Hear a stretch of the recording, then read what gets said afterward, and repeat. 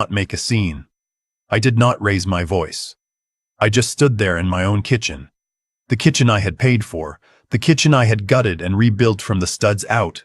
And I read the message a second time to make sure I was understanding it correctly.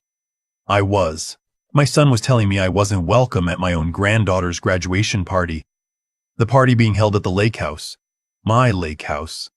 I set my phone face down on the counter, poured myself a cup of coffee, and sat down at the table by the window. Outside, the maple tree I planted the year my wife passed was just starting to turn red at the tips. October always comes too fast. I thought about everything I had done for my son over the past 11 years, not because I was keeping score. I never kept score. That was never who I was. But because sometimes you need to remind yourself that you are not crazy, that what you are feeling is real, that the ground beneath you actually shifted, and you did not imagine it.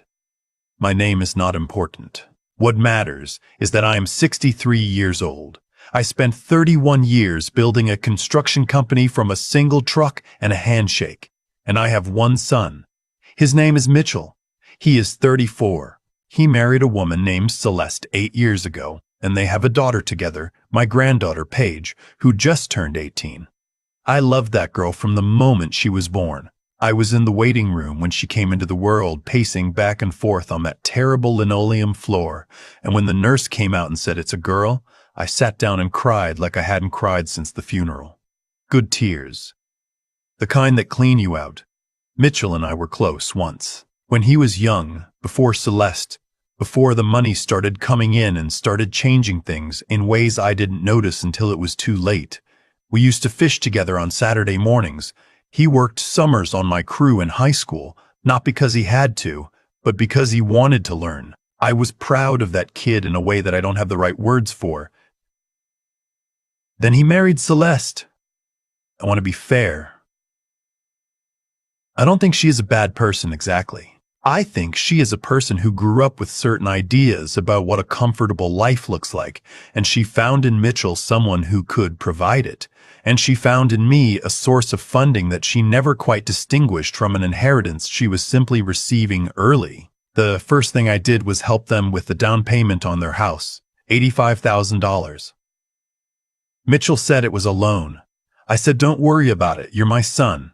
That was my mistake, and I owned it. I just didn't know yet what I was owning. The second thing was the lake house. I had owned that property for 20 years, bought it cheap, fixed it up myself over 3 summers, spent weeks out there with my tool belt and my radio and the kind of quiet that you can only find when you're working with your hands. I let Mitchell and Celeste use it whenever they wanted. Most weekends, honestly. It got to the point where I was calling ahead to make sure they weren't there before I drove up. The third thing was Paige's private school tuition, 4 years, $28,000 a year. Because Celeste had decided that the public school in their district wasn't good enough, and Mitchell had agreed with her. And then they had both looked at me across a restaurant table and explained that they just didn't have the financial flexibility right now. I said yes. Of course I said yes. She was my granddaughter. What I am telling you is not a story about money. It is a story about what happens when you love people more than they value that love. When you confuse generosity with being valued. I learned that distinction slowly. The way you learn most painful things. Not all at once, but in small installments over years. The message came on a Thursday evening. I had been planning to drive up to the lake house that Saturday for Paige's graduation party. I had already bought a gift. A leather-bound journal and a savings bond, because that is the kind of grandfather I am, practical and a little old-fashioned. And I had confirmed with Mitchell 2 weeks earlier that I would be there. The message was from Celeste. Not even from my son. From my daughter-in-law. Hi! Just a heads up. The party Saturday is going to be a smaller thing than we originally planned. Really just immediate family and Paige's friends. We think it'll be better for Paige if it's a more intimate group. Hope you understand. I read it 3 times. I typed back, I'm her grandfather. She replied 12 minutes later, of course, and she loves you. But she specifically asked for a smaller group. We're trying to respect her wishes. Maybe you two can do something together another time. I called Mitchell. He picked up on the fourth ring and sounded like he'd been expecting the call the way you expect a dentist appointment, something unpleasant that had to be gotten through. "Dad, it's just how she wanted it," he said.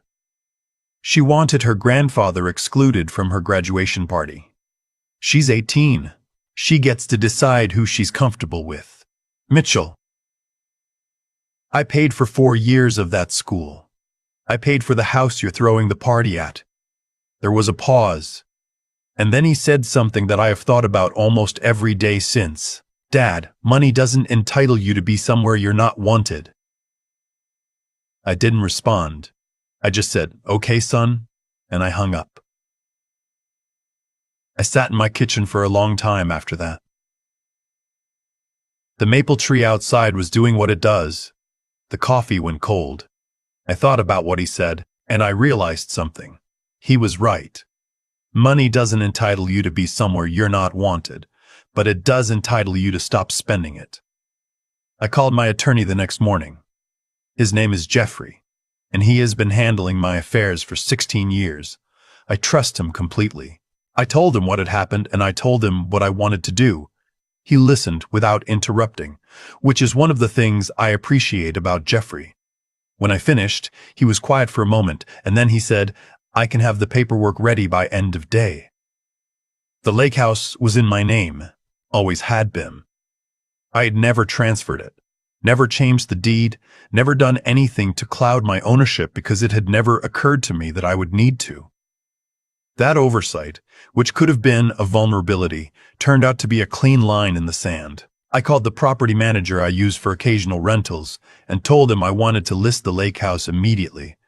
He said he had a couple who'd been inquiring about that exact area for months. I called my bank and put a stop on the automatic transfer I'd been making to Mitchell's account every month, $1,200, which I had been sending quietly for the past 3 years under the understanding that it helped with household expenses. I had never asked for an accounting of those expenses. I just sent the money. Every first of the month, like a utility bill. Then, I drove to the lake house.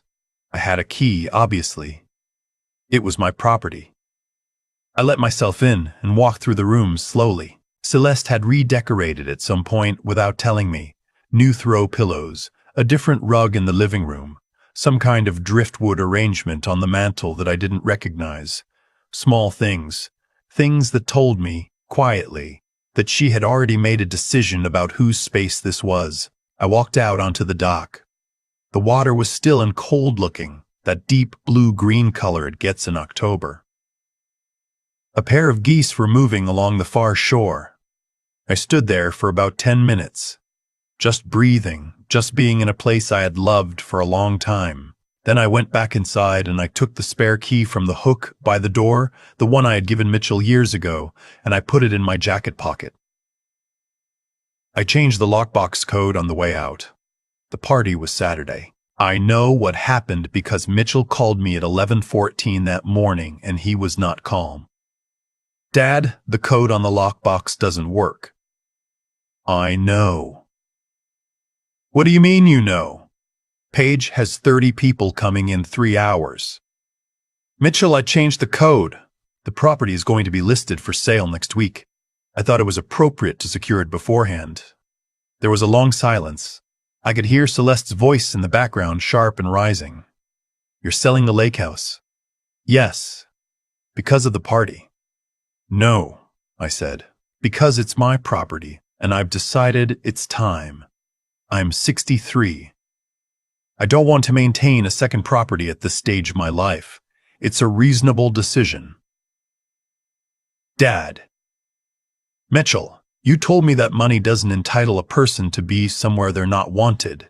I've been thinking about that, and I think you're right. Money doesn't entitle me to anything. Which means I also have no obligation to keep spending it in ways that don't make sense to me anymore." He hung up. Celeste called 20 minutes later. Her voice had a texture I hadn't heard before. Something stripped down, something urgent in a way she usually kept hidden under the smooth surface of her manner. "I think there's been a misunderstanding," she said. "I don't think there has been," I said, "but I'm happy to talk." She tried for about 20 minutes. She explained that the party invitation had been mishandled, that Paige had never actually said she didn't want me there, that it was a communication failure, that she herself had worded the message poorly. She was gracious about it in a technical sense. She used all the right conciliatory language. I listened to all of it. Then I said, "Celeste, I appreciate you saying that. I'm going to take some time to think about things. The house is going to be listed. The monthly transfer has already been stopped. Those decisions are made. If Mitchell wants to talk, I'm available." She was quiet for a moment. "Then, what about Paige's party?" "I hope she has a wonderful afternoon," I said. And I meant it. Whatever was broken between the adults in this family, Paige was 18 years old and she deserved a good day. That had nothing to do with her. I want to tell you what the next few weeks were like, because this is where most people assume the story becomes about victory, some kind of clean settling of accounts. It wasn't. It was quiet mostly, and strange. Mitchell came to my house the following Tuesday. He stood in my driveway for a few minutes before he knocked, which I found out later because my neighbor mentioned seeing him. When I opened the door, he looked like he hadn't been sleeping well. He was still my son.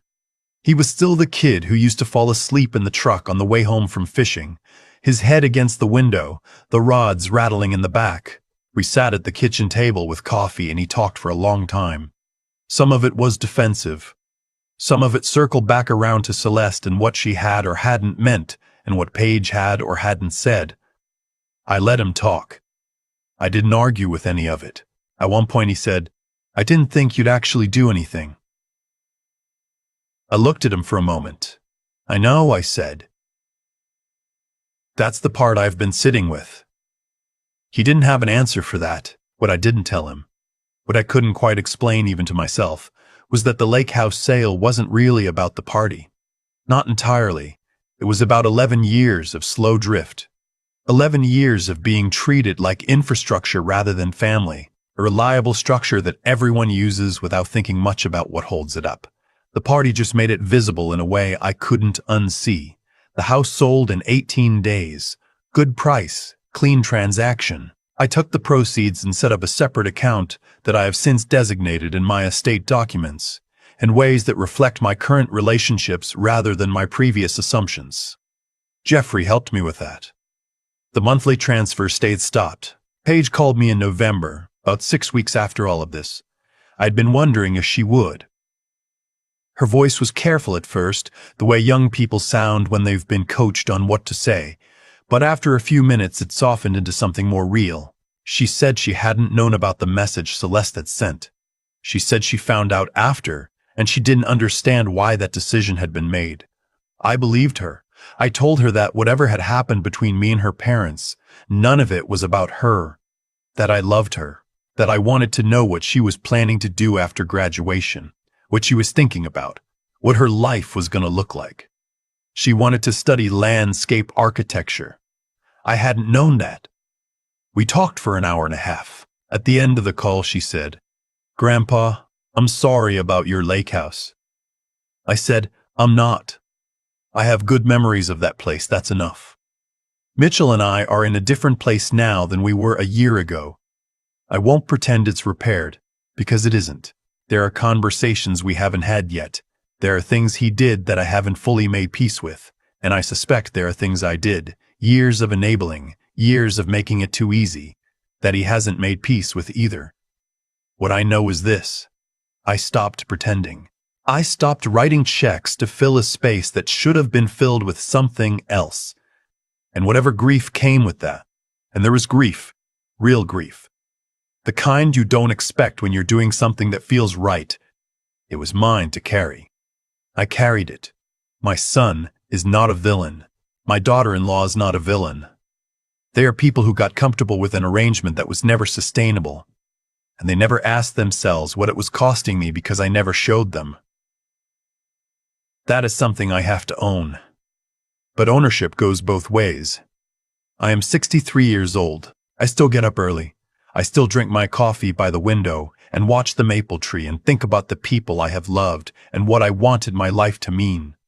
I don't have the lake house anymore, but I have the memories of building it. Of those 3 summers with my hands in my radio and the particular satisfaction of something solid that you made yourself. Some things once built don't go away just because you stop maintaining them. I learned that about houses. I'm still learning it about family. If you are somewhere in the middle of something like this, if you have spent years being generous and find yourself wondering whether any of it was seen, I am not going to tell you what to do. That is not my place. What I will tell you is that the moment I stopped making myself smaller to fit someone else's comfort, I could breathe again. That is not a small thing. That is, at 63, everything. I have thought a lot about cause and effect since all of this happened. Not in any grand philosophical way. I'm a construction man, I think in practical terms. But in the simple, honest way that you think about things when you're sitting alone at a kitchen table and the coffee has gone cold and you're finally being straight with yourself. What I did for Mitchell over the years came from a real place.